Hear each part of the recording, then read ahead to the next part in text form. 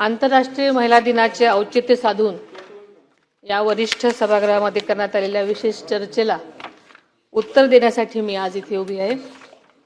महिला दिनाच्या निमित्तानं या चर्चेच्या माध्यमातून एक चांगली संधी उपलब्ध करून दिल्याबद्दल मी माननीय सभापती महोदयांचे मनापासून आभार मानते।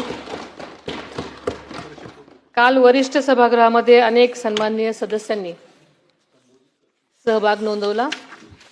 त्यामध्ये श्रीमती मनीषाताई कायंदे, श्रीमती चित्राताई वाघ, श्री अभिजीतजी वंजारी, श्री प्रवीणजी दरेकर, श्री अरुणजी लाड, श्रीमती उमाताई खापरे, तसेच श्री अमोलजी मिटकरी, श्री सचिनजी आहेर, श्रीमती नीलमताई गोरे यांनी या सन्माननीय सदस्यांनी आपापल्या भावना व्यक्त केल्या। त्यानिमित्ताने त्यांनी काही चांगल्याही सूचना मांडल्या। महिलांच्या महत्त्वाच्या प्रश्नांकडे सभागृहाचं लक्ष वेधलं, त्याबद्दल सर्व सदस्यांचं मी मनापासून आभार मानते। या सभागृहाला महिला सदस्यांसोबतच पुरुष सदस्यांनीही आपापल्या भावना व्यक्त केल्या, त्याबद्दल त्यांचेही मी विशेष आभार मानते। या निमित्तानं महिलांच्या सक्षमीकरणासंदर्भात सभागृहातील अनेक सन्माननीय सदस्यांनी अतिशय महत्त्वाचे आणि विधायक मुद्दे मांडले। त्यामुळे शासन या सर्व सूचनांचा सकारात्मक विचार करेल असं मी सभागृहाला सुरुवातीलाच आश्वस्त करते। सभापती महोदय, 8 मार्च हा दिवस जगभरात आंतरराष्ट्रीय महिला दिन म्हणून साजरा करण्यात आला।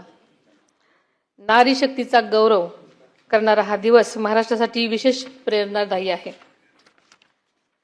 महाराष्ट्राची ही भूमी स्वराज्य जननी जिजाऊ माँसाहेब, क्रांतिज्योती सावित्रीबाई फुले, पुण्यश्लोक अहिल्यादेवी होळकर, महाराणी ताराबाई यांच्यासारख्या महान स्त्रियांच्या कार्याने पावन झालेली आहे आणि त्यांचीच प्रेरणा घेऊन आपण सर्वजण काम करत आहोत।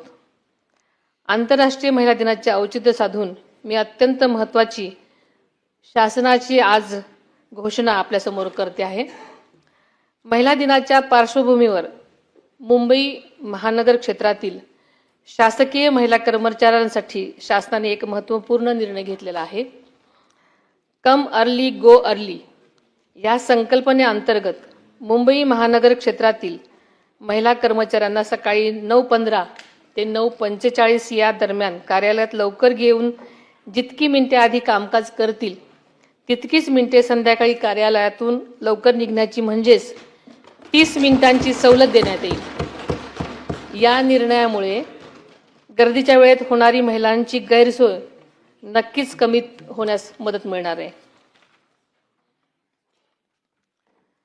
माननीय सभापतीजी, काल सभागृहात झालेल्या चर्चेदरम्यान सन्माननीय सदस्य मनीषाताई कायंदे यांनी मांडलेले मुद्दे अत्यंत महत्त्वाचे आहेत। त्यात प्रामुख्याने फेस रिकग्निशन तंत्रज्ञानाच्या वापराबाबत व मिसिंग महिला व मुलांचा शोध घेण्याबाबत मुद्दा उपस्थित केला गेला। सभापती महोदय, या अनुषंगाने मी सभागृहाला सांगू इच्छिते की हरवलेले मुलं मुली यांचा शोध घेण्याकरता एकूण 14 ऑपरेशन मुस्कान राबवण्यात आलेली असून त्या अंतर्गत 42,594 बालके शोधलेली आहेत। तसेच हरवलेल्या महिलांकरता राज्यात सर्व जिल्ह्यांमध्ये मिसिंग सेल कार्यरत आहेत। या अंतर्गत ऑपरेशन शोध 1 व 2 अशा विशेष मोहिमा राबवण्यात येऊन यामध्ये एकूण हरवलेल्या 5,066 महिला आणि 2,771 बालकांचा शोध घेण्यात आलेला आहे आणि इथून पुढेही आम्ही या मोहिमा प्रभावीपणे चालू याची शाश्वती आपल्याला देते।